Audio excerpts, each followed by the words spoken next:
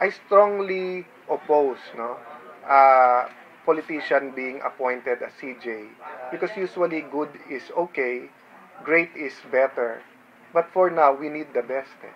Kung maglalagay tayo ng someone who has a partisan background, meaning kilala ko sino mga kilala niya, even if you get him from the opposition, ha, hindi lang sa administrasyon to, kung ano man kulay niya, the mere fact that he's a politician, he courts support of the people, public opinion, may mga kakampi siya, may kapartido, and then may mga supporters sa business community, baka hindi maging yung epekto na gusto natin na pagbabago sa Supreme Court, baka hindi mangyari. Ang mangyayari pag upo niya, may cloud of doubt right away, no? Walang kaibahan to nung sinabi ko sa COMELEC, wag sana isang practitioner dahil may mga kliyente iyan, no?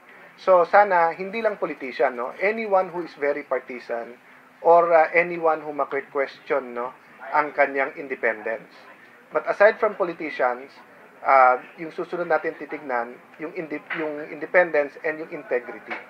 So kailangan natin maghanap na nag-practice ng napakatagal but never na question yung kanyang integridad.